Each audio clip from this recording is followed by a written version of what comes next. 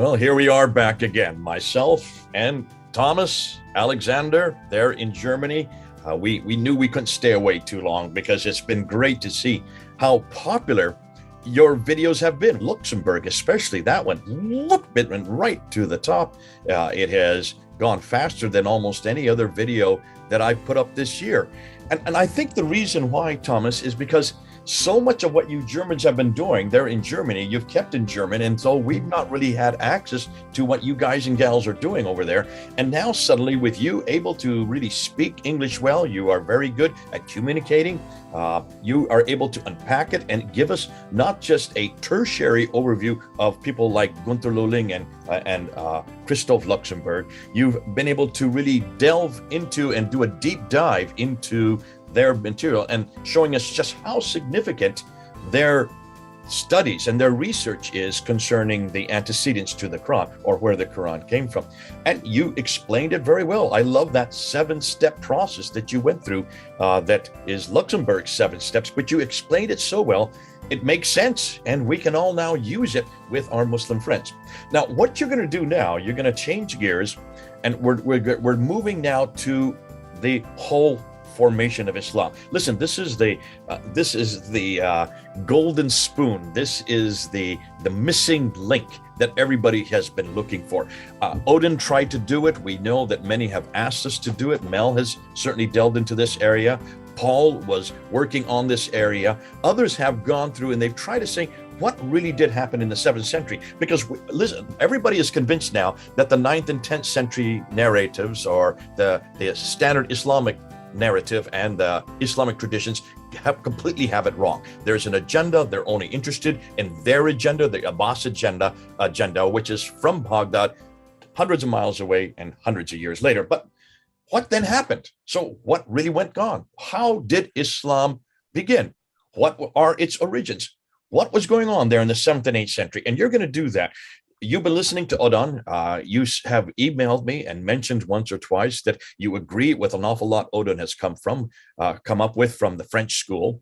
But you're saying that there are some things that you in the German school are actually can bring to the table that is different than what the French school has brought to the table, or even what they found there in Ireland and in England. We don't really have much of a school here in America yet, so we're kind of way behind all of you. But it's great to be able to have you come on board now. Tell us what the Germans are finding concerning how Islam began, the formation of Islam. That's what we're looking at.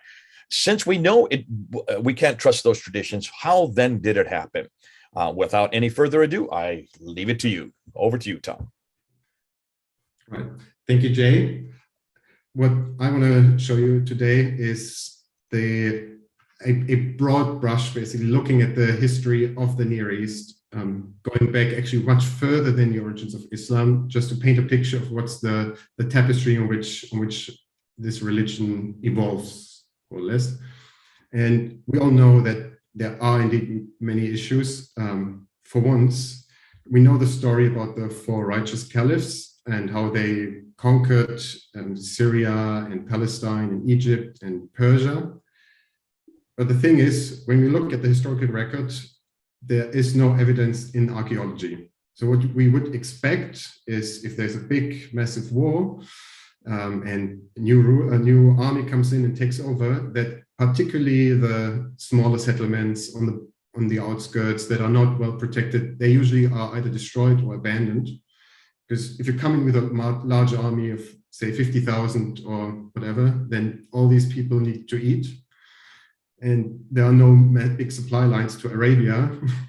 So they take what they can from the land. And that's what we typically see in these large conquests. And we don't see this here. So particularly here, Yehuda Nevo, famous archaeologist, he has looked into this, and he said there's basically a continuum of settlements. There is no big disruption.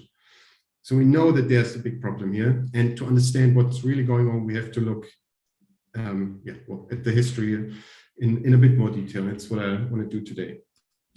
And with that, let me jump in.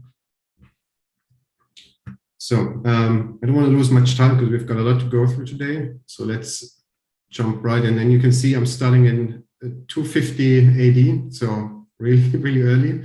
And what I want to show you here is how basically most of the Near East was Aramaic speaking. So that was the lingua franca, the language that everybody used in their daily lives, more or less, which they had to use, the language of bureaucracy and all of that. Well, next to Greek, actually, at least in the western part, but we'll get to that here. So what we can see is that while this is sort of one population, it's not perfectly homogeneous. They are very similar, but because the western part is occupied by Rome and the eastern part by Persia, we can see those influences in the west and in the east as well. Now, next, in those times, we already see Christianity spreading rather rapidly. So those dark areas are areas where we actually have a lot of Christians, where they form a plurality, not necessarily the majority, but they were among the religious groups in those dark areas, they were mostly the largest ones.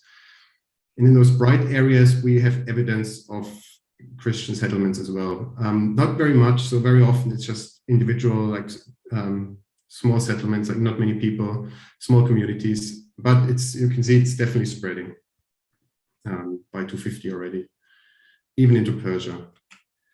And next one, what we also see is politically, well, here we see the Roman Empire in the west and the Persian Empire in the east, the Sassanid Empire.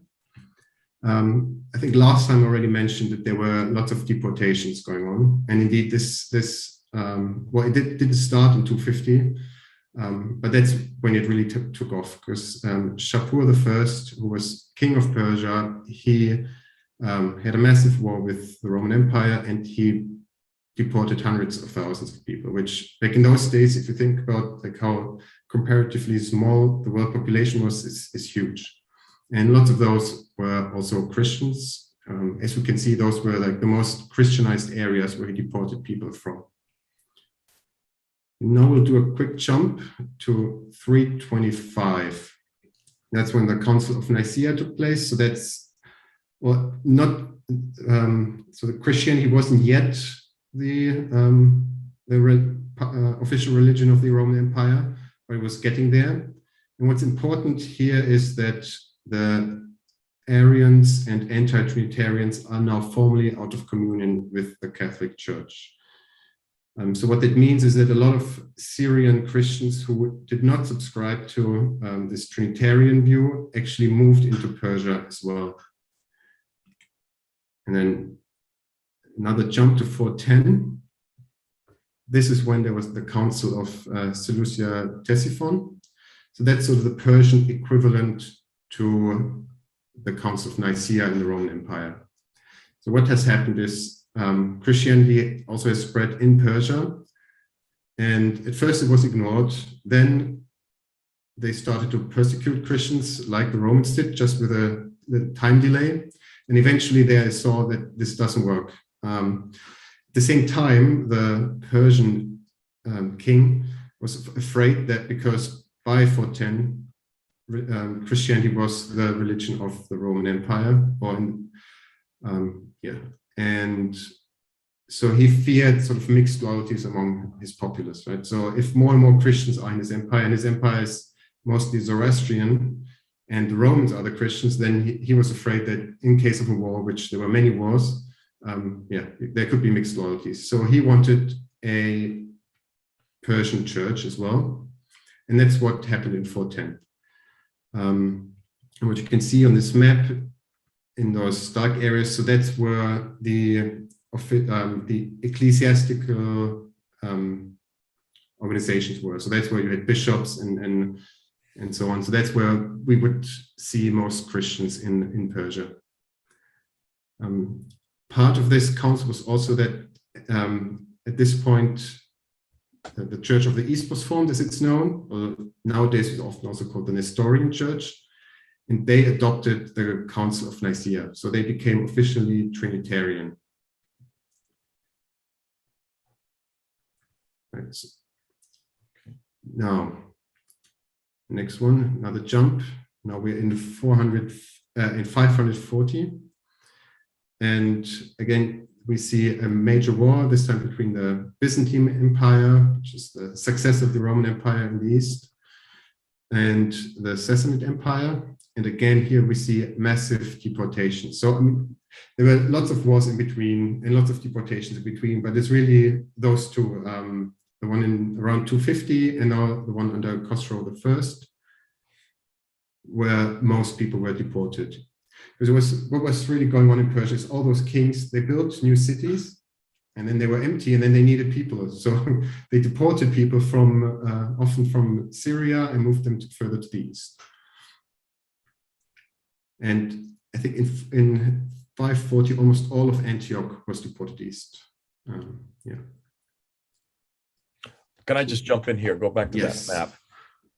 It looks like you have the arrows going to the west, but what you're saying is he goes to so the it's west. basically, yes. The arrow is the armies of Khosrow marching, but then he takes the basically takes the people, the Christians with him, sort of, and moves them into his own. So he brings them cities. back. He brings them Yeah. back then to, Yeah. or he brings them back Exactly. over to the east again. Okay. Yeah, exactly. Right, now by 600, now we're again looking at the spread of Christianity, and what you can see is, first of course, the Byzantine Empire is now predominantly Christian, but also Western Persia is now more or less Christianized, and even in the east. So now it's still a minority in Eastern Persia, but there are places like around Shiraz and Merv where it's a very strong minority. So there are probably still more Zoroastrians, but the Christians are making up a large proportion there. And yeah, so basically Persia at this point was on the verge of becoming Christianized. But then, and now comes the important basically event that sort of sets up everything else. And that's the war, the last war between the Byzantine Empire and the Sassanid Empire. And here I need to give a bit of more background information. So the last war at this point, so in 602, this war breaks out. The last war between the Byzantine Empire and the Persian Empire just ended 11 years before. And since then, things didn't go well for the Byzantine Empire. So they were really on the brink of financial collapse. They couldn't finance the army anymore. And they were under a lot of pressure also in the West, which we'll look at in a second. And then in 602, the Emperor Maurice sent his armies to Pannonia. So that's modern day Romania, Hungary, so that area. That's where the Avars were now moving in. So this is like people from the steppes in Russia or somewhere. Actually, I think we don't really know where they came from, but they arrived in Europe and they put a lot of pressure on the Byzantine Empire now in the West. So he sends his armies there, and he basically tells them, stay the winter there and live off the land. And the army isn't very happy about this. So they mutiny, they declare their general emperor, move on into Constantinople and kill the entire royal family. And then the general Phocas basically takes over. So in Edessa, the governor of the Byzantine province of Mesopotamia, he rebels because he was a friend of Maurice. And then Phocas obviously sends his troops and besieges the city. And then Narses, the governor of Mesopotamia, he calls to Khosrow II for help. He's the king in the Sassanid Empire, and he's actually the son-in-law of the previous Emperor Maurice, because part of the last peace deal that happened 11 years prior was that Khosrow II, he married the daughter of Maurice, and they signed an eternal peace deal between the Byzantine Empire and the Sassanid Empire. Well, that eternal peace deal that lasted 11 years, because Khosrow saw his chance. He saw that basically the Byzantine Empire right now is at a very weak point, and he goes in and tries. At first, he goes in under the umbrella of, I want to avenge Emperor Maurice and get the right heir on the throne, but pretty quickly it turns into a war of conquest. Now, as I said, the situation was pretty terrible for the Byzantine Empire. And now a quick look into the West. So I'm mainly focusing on the East, but now we have to do a quick detour in the West. And what we can see here is that the Byzantine Empire is on the defense across the board. Only 50 years prior, they were basically reconquering or re-establishing the Roman Empire of old. So they had just reconquered Italy from the Ostrogoths. They had reconquered Northern Africa from the Vandals, and they were in the process of reconquering Spain from the Visigoths. But then there came several wars with the Sassanids, actually. And what that means is that basically all the troops had to go to the east, and then the west was open for the barbarians. So by 602, they've lost the Iberian Peninsula, basically. Not quite yet, but they will soon. And they lost Italy again, now to the Longobards who are moving in. And this brown speck here, those are the Avars who are now pushing from the north. So basically now the Byzantine Empire basically has a war on two fronts on their hands. And indeed, the war goes terrible for them. So I'm going to do a quick jump to 621. And as you can see, it doesn't look very good for the Byzantines. So basically the Persians win every single battle they're in. There isn't much of an army left in the Byzantine Empire, and Phocas turns out to be a terrible ruler. He's like a tyrant. There's a lot of unrest throughout his empire. And in 608, another civil war breaks out, which you would think is a pretty bad idea. You have a war on two fronts, and now your army starts killing each other. But it might have saved the Byzantine Empire, actually, because at the end of the civil war, Phocas is out and Heraclius comes in. And he immediately starts turning things around. But it's a slow process. So the first problem is of course, the finances and the expensive army. And what he does is he completely restructures the Byzantine the Byzantine state, the way it's administered. He puts everything under direct military control, and he gives his soldiers pieces of land, of abandoned land, which there was plenty of in Asia Minor. So he didn't have to pay them, basically. And going forward, this was what this year was are we now? This is 621? So we're between 602 and 621, basically. So this happened during the war. So after Heraclius took over, that was 610. He completely changed the administration. But this is a long-term process, right? So he still had like not much to work with at this point. And the Sassanids, they just took like one battle after battle after battle. So in 613, they conquer Syria. In 614, Khosrow II takes Jerusalem. He destroys the Church of the Holy Sepulchre, and he steals the True Cross, which was a major blow for Christianity at that time. And in 615, the Persians reach Chalcedon. So that's right across the Bosporus Strait from Constantinople, from the capital. So they could see the capital of the Persian army. It's still, I think it's half a mile across, so they couldn't actually get across because the Byzantines still had the best navy, but they were right there. And at this point, it is actually, or we are told that Heraclius tried to capitulate, and he was supposedly willing to turn the Byzantine Empire into a client kingdom of the Sassanids.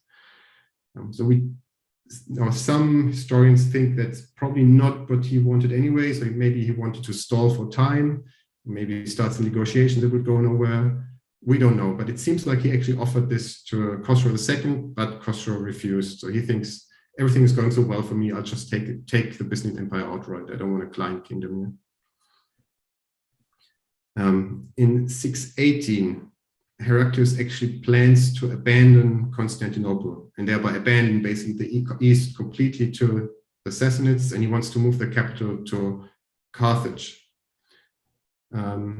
Again, we're not sure if he really wanted this or if this was like a clever scheme to deal with interior politics. the outcome is that there are massive protests, and especially the church doesn't want Constantinople to be abandoned, because Constantinople was sort of the center of Christianity, of the Greek Christianity at that time. So they come to an agreement, and the church agrees to pay for the war effort from now on. So he stays in Constantinople. Now money is no longer an issue for him, and also his reforms start to take effect. However, still in 619, Khosrow conquers Alexandria, and by 621 he has control over all of Egypt. And so that's sort of the map we see here. But then something surprising happened. And that's in 622, the very next year, Heraclius has a major military victory, actually the first one in this entire war for the Byzantines. And what he does, so he now has his new army, his reforms start to work, he built up a new army, he has the money from the church. His army is still nowhere near as large as the Sassanid one, but they are spread out. They are occupying all those regions like Egypt, Palestine, Syria, and so on. So their main force is now roughly equal in size as Heraclius' new army.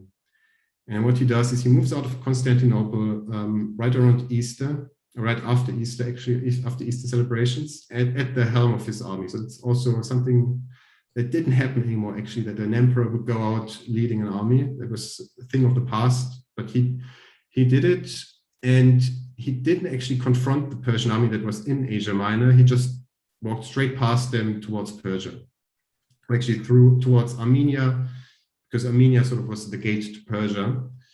The Persian army eventually realizes it, and they scramble to follow him. And then in Armenia, there's this major battle, which is really interesting, but I can't go into this in detail because it doesn't really matter for our story here.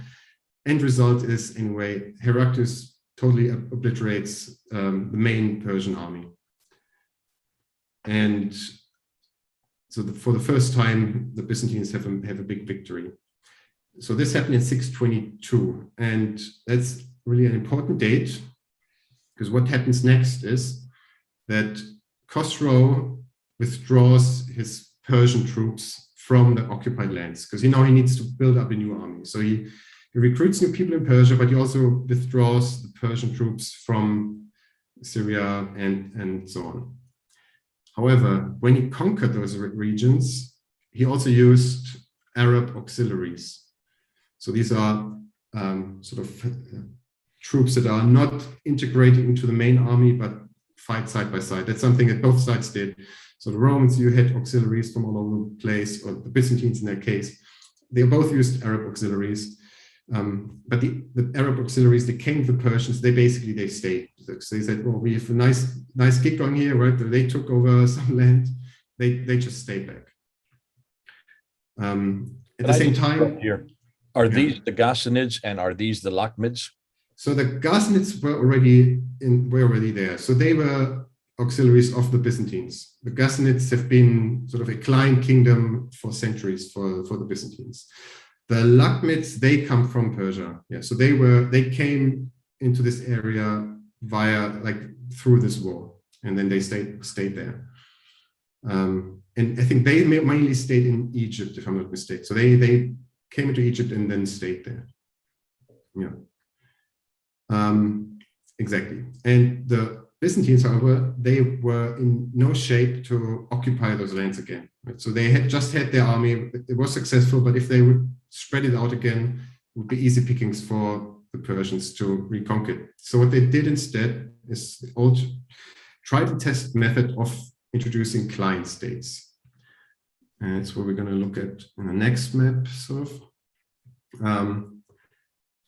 So that's something that the Romans and the Byzantines have long done. So the Ghassanids, for instance, they used to be a client kingdom. It was dissolved shortly before this war, but for centuries they were a client of the Byzantines. You have Armenia, which used to be a client kingdom. And what that means is, as a client, you basically recognize the superiority of the emperor. If the emperor calls for arms, you have to supply some troops. and you have to be open for trade. But other than that, you are completely autonomous. And that's basically what happens now everywhere in the former Byzantine areas here. So Palestine, Syria, Egypt, those all become small client kingdoms ruled by Arab tribes, because they are now the biggest military force in those regions. Thereby, the Byzantines, they still get access to all the trade. They can call up troops from there, but they don't have to defend those lands, because this is now something that the Arabs would do. So they can keep their army in one powerful group. So the war at this point still isn't over, 622, but there's some back and forth. Now, obviously, the Persians, they try their counteroffensive and actually align themselves with the Avars and attack Constantinople from both sides. But in the end, they are beaten, completely destroyed, their armies. And Heraclius marches onto Ctesiphon, Khosrow is deposed, and then his successor immediately sues for peace. And yeah, well, Heraclius is only too happy to agree to it, because he knows that even though he's just had an impressive military victory, the Byzantine Empire is not in good shape. So yeah, he wants peace as quickly as he can. And what they agree on basically is on the borders as they were before the war. However, as we just said, the Byzantines, they didn't reoccupy those regions. Instead, they created client kingdoms. All right, now we'll do another jump to 641, and that's the year Heraclius dies. And what we see is that the Arab client kings, or client rulers, start to mint their own coins. And that's a sure sign that they don't respect the central authority anymore, right? Because minting coins is a royal prerogative. That's the sign that you are the ruler of these lands. So we know that at this point, they sort of break away from the Byzantine Empire. So it seems like they feel like they have a personal relationship with the Emperor Heraclius, and once he's dead, and particularly once his family is out of the, or his dynasty doesn't exist anymore, they seem to break completely with the Byzantine Empire and just do their own thing, more or less. But they are still not united. They're still individual tribes ruling over those lands. And in 651, the Persian Empire also falls. And what precedes this fall is, first, we have a civil war right after the war with the Byzantines, which lasts, I think, 4 years. And in those 4 years, we have 10 or 12 different kings. So it's a crazy time. And then typically that's when the standard Islamic narrative tells us that the Muslim conquest starts. But again, what we see on the ground is there's no evidence of a Muslim conquest. Instead, what we see is that the civil war, it doesn't really end, it just changes form. So before the civil war was a war about the crown. So different factions had different kings that they wanted to get on the throne. By 634, I think 634, yeah, that's over. We have a king and he's undisputed. But what happens then is again we see local Persian rulers start minting their own coins, which tells us that the central authority is breaking down. And we see alliances forming and like between those local Persian rulers.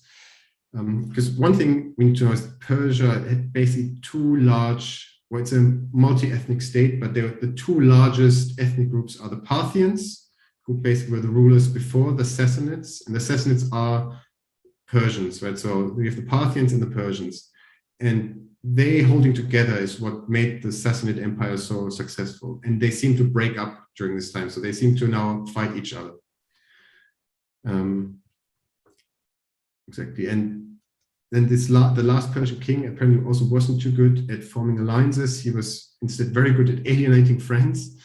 So what we see is this civil war going on, but now it's local rulers against the king, basically. So everybody against everybody.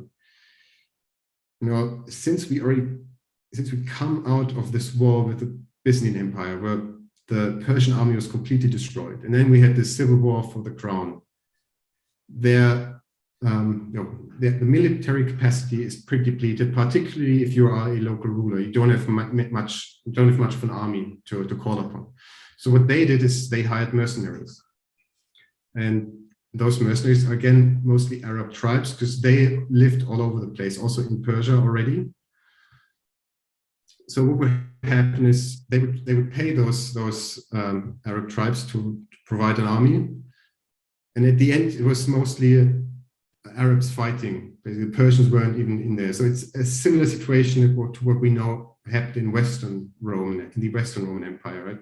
Where Germanic soldiers eventually made up the bulk of the army, and then they just took over at some point. And that's exactly what was here. Like, at some point, the Arabs just looked around to these local Persian rulers and said, "Well, what do I need you for?" Right? I've got the army behind me. So we don't really see a conquest. We just see the state falling apart, and the strongest military factions that were left are the Arabs, who then again form emirates, sort of. So we have now lots and lots of Arab emirates throughout the Middle East, but no caliphate yet. But that changes then with Muawiyah. So he's the first historically attested caliph, although caliph is a bit of a misnomer. That's not a term he would have used. In fact, that's not a term that would be widely used until the 9th century. We know that Abd al-Malik called himself caliph, but he probably meant something different than what we understand caliph to mean today. It had more of a religious connotation, but we may go into this later. Anyway, so Muawiyah is elected Amir al-Mu'minin, so that's the commander of the faithful, and he takes up residence in Damascus.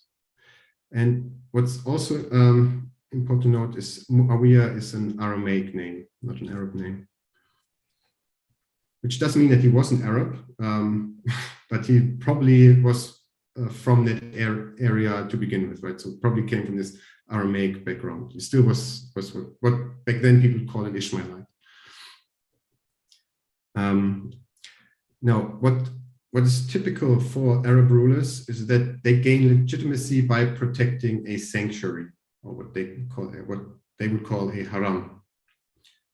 And because Muawiyah is a Christian, he chooses a Christian sanctuary to protect in Damascus, and that's the head of John the Baptist, which was the most important pilgrimage site for Christians at that time. And indeed, we have, I can show you a coin. So we don't know who this is on this coin. It might be Muawiyah, it might be one of his successors who ruled in Damascus. But what we see is, we see, well, the ruler. On one hand, he has the spear, so he's sort of protecting something. On the other hand, rests on a head in some kind of vessel.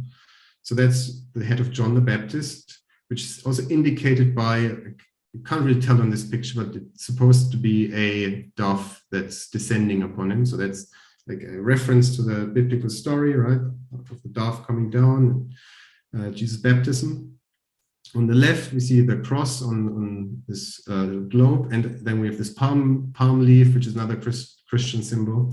So it's clearly a Christian coin. It's from this period. Again, we don't really know if it's Muawiyah or one of his successors.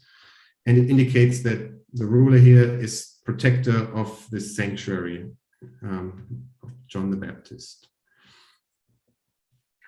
Now, what we also find under Muawiyah is the first inscription that tells us about the Arab calendar, right? So the Arab dating system, if you will, and the inscription comes the 3 dates, so we can precisely narrow it down. We can see how the Arab calendar starts in 622. Now, we've just seen what happened in 622. 622 is the year where the Arabs become independent. And that's why in this inscription, it's also called the year according to the Arabs. It doesn't mention a hijrah. It doesn't mention Muhammad fleeing from Mecca to Medina. It's the year of the Arabs because in 622 they gained their independence. So what I did is I tried to look at some other important dates in Muhammad's life and see if I could match it to anything that we've just seen, like to any important events. Now, I will admit, most likely everything I'm telling you is coincidence, except for 622. I think that's solid, that we're absolutely sure that this is why the Arabs start counting in 622. It's not the Hijra, it's the independence. But the other ones, that's just me looking for similarities. So I might just see patterns here where none exist, but maybe there's more to it. I just want to throw this out. So Muhammad is typically said to have been born between 570 and 573. In 570, the Turks pillaged the Sassanid borderlands. So that's that would be like northeast. So that's exactly this area of Merv, right?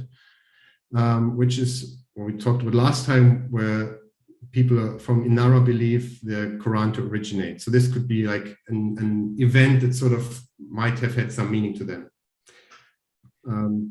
In 573, that's the year when Khosrow I deported 275,000 people from Syria. So that again might be sort of like a birth for Christianity in the new place, which could be mythologically charged and used in Muhammad's life. And also note that Khosrow I is called Pharaoh in the Quran, right? So he's the one they compare to the Pharaoh, and then the people who write the Quran, they compare themselves to the Jews in exile. In 579, Muhammad receives the first prophecy. That's when the Nestorian monk sees him and sees in him the prophet. And that's also the year where Khosrow I dies. So that could be significant. In 610, Muhammad's first revelation.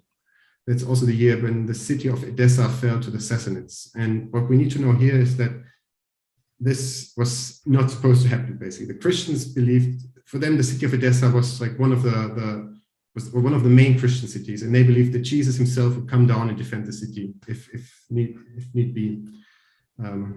He didn't, and the city fell, so that could be sort of a revelatory moment.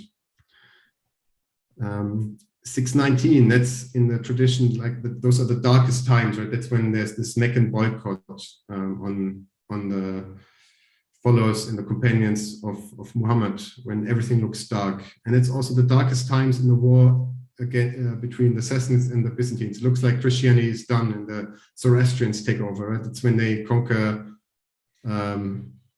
Jerusalem, destroy the Church of the Sepulchre, and move into Alexandria. Then 622, we already saw that, beginning of the calendar. 628, in the traditional story, Muhammad captures Mecca. That's the end of the Byzantine Sassanid War. And 632, Muhammad dies. That's the end of the Sassanid Civil War and basically the beginning of the Arab takeover.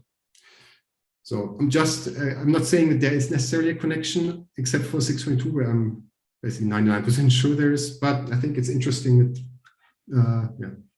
that there are so many coincidences, if you will. Mm-hmm.